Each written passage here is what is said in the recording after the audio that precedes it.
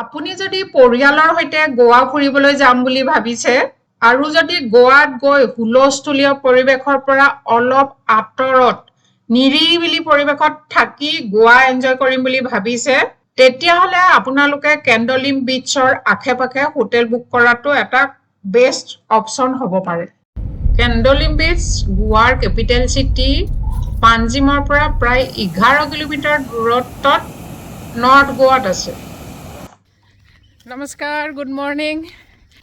এতিয়া ৰাতিপুৱা 8টা বাজিলে আৰু দেখিছে নাই ৰাস্তা খালী হৈ আছে।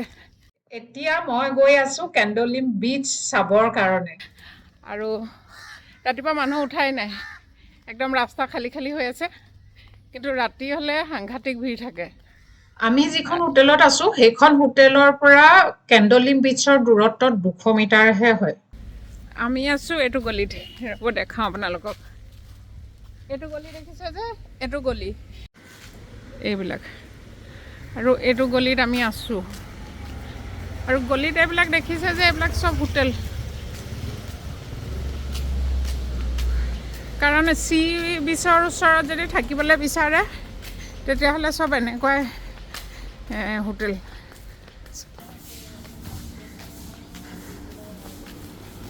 এইখন হোটেল মুনলাইট খোৱা বোৱাৰ কাৰণে।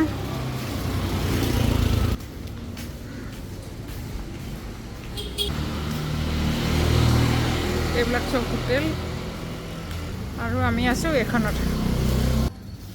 এইবিলাক স্কুটি ইয়াত ৰেণ্ট দিয়া হয়, সেইকাৰণে এইফালে থৈ দিছে। আৰু এতিয়া আপোনালোকক মই হোটেলখন দেখাওঁ। পাৰ্কিং আছে, কিন্তু পাৰ্কিং এইখিনিতে নাই, অকণমান দূৰত গৈ আপোনালোকে কাৰ পাৰ্কিং কৰিব লাগিব যদি কাৰ লৈ আহে। আৰু এইখন হ'ল আমাৰ হোটেলখন।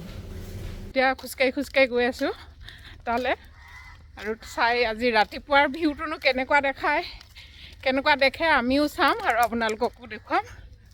তাতে ব'লক। আৰু এইখন হ'ল মাৰ্কেট। এইটো ৰাস্তাইদি আমি কালি আহিছিলোঁ, ৰাতি হ'লে পূৰা মাৰ্কেট ভৰি থাকে।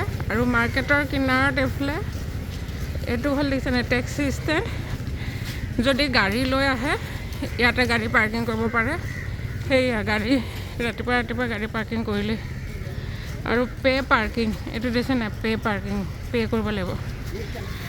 এতিয়া ইয়াৰ পৰা আৰু 100 মিটাৰ তো ষ্টাৰ বনাই থৈছে, এইটো দিছে নাই।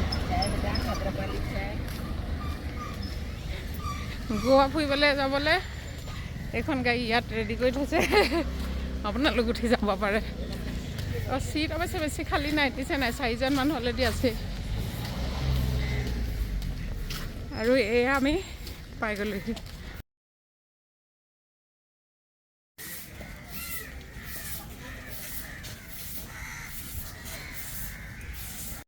এইবিলাক দোকান গধূলি হ'লে খোলা থাকে, দেখিছে নাই। এইবিলাক দেখিছে, এতিয়া চব বন্ধ হৈ আছে। ৰাতিপুৱা 8টা বজাত দোকান খোলাই নাই। চাহ তাহৰ 2-এখন দোকান খুলিছে, এয়া দেখিছে নাই। এইখন খুলিলে, এতিয়া এইখন খুলিছে। নাৰিকল পানীৰ দোকান খুলিছে।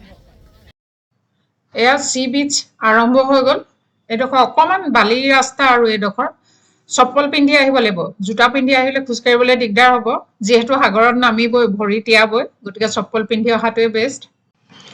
মই এতিয়া খোজকাঢ়ি গৈ থাকোঁতে মোৰ দুয়োফালে 2খন ৰেষ্টুৰেণ্ট আপোনালোকে দেখিবলৈ পাইছে।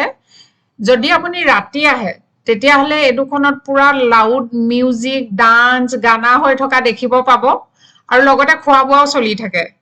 কিন্তু এতিয়া ৰাতিপুৱাৰ সময়, গতিকে এইকেইখন এতিয়া খোলাই নাই, লাহে ধীৰে খুলিব আৰু এইকেইখন।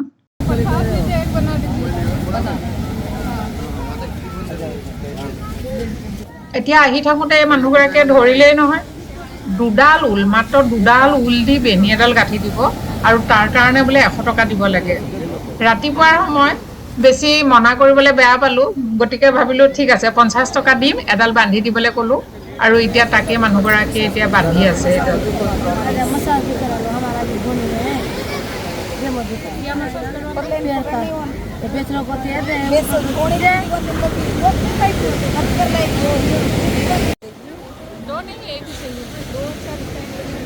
एक ही अच्छा लगता है मुझे। नहीं, एक ही बनाएंगे। आप वो नहीं बोला तो मैं एक बना लिया। नहीं नहीं, ये भी पैसा ज़्यादा ही है, 2 में क्या ही है तो ये आपका बहुत हाँ।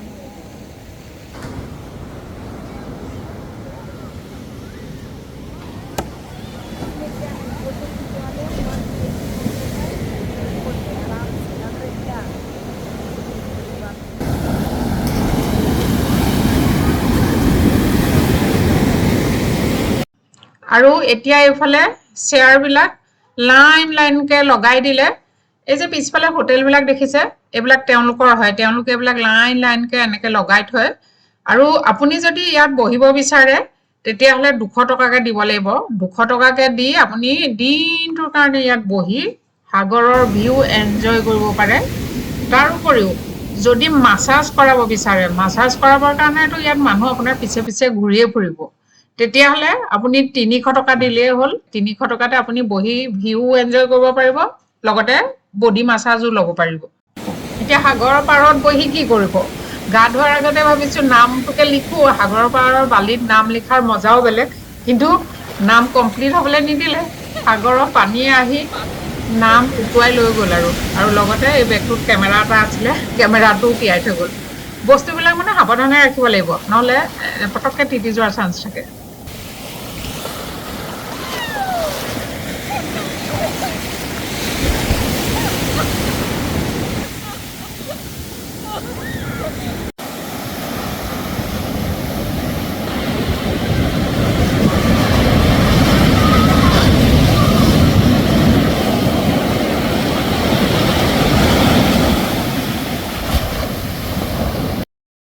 গোৱাত আহি যদি আপোনালোকে ৱাটাৰ এক্টিভিটি কৰিম বুলি ভাবে তেতিয়াহ'লে কেণ্ডলিম বিচত কৰাটো আটাইতকৈ ভাল, কাৰণ ইয়াত ভিৰ ভাৰ বহুত কম থাকে। আৰু কি কি ৱাটাৰ এক্টিভিটি হয়, কিমান চাৰ্জ, এইবিলাক ইয়াত চব লিখা আছে। ইয়াত চাওক।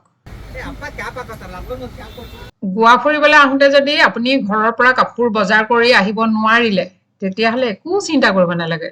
গোৱাত বহুত মাৰ্কেট আছে, আপোনাক যেনেকুৱাই বস্তু লাগে তেনেকুৱাই বস্তু পাব। কাপোৰ হওক, জুৱেলাৰী হওক, বেগ হওক, যি বিচাৰে তাকেই পাব।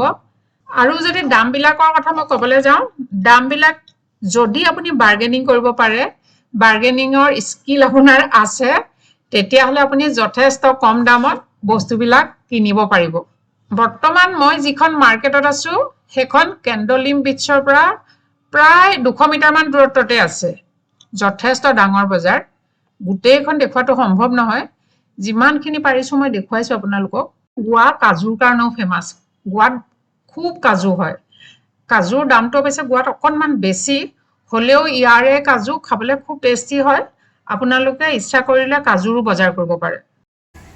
গোৱাত ননভেজ খোৱাৰ মানুহৰ কাৰণে বহুত অপশ্যন আছে। হোটেলেই হোটেল, আপুনি যেনেকুৱা খানা বিচাৰে তেনেকুৱাই খানা ইয়াত পাব। আৰু এনেকুৱাও ৰেষ্টুৰেণ্টবিলাক বহুত আছে য'ত লাইভ পাৰফৰ্মেঞ্চ হৈ থাকে, আৰু তাত আপুনি গান নাচ এইবিলাক চাই আপুনি খানাটো আপোনাৰ এনজয় কৰিব পাৰে। ৰাতিৰ কেণ্ডলিম বিচৰ ভিউ এয়া। ৰাতি যদি আহে একদম চাৰিওফালে লাউড মিউজিক বাজি থাকিব, ৰঙা নীলা লাইটে পূৰা জগমগাই থাকিব, বিভিন্ন খেল দেখুৱাই থকা মানুহ দেখি পাব আপোনালোকে। আৰু যদি ইয়াত আপোনালোকে খানা খাওঁ বুলি ভাবে তেতিয়াহ'লে সাগৰৰ পাৰত বহিও ডিনাৰটো এনজয় কৰিব পাৰে আপোনালোকে।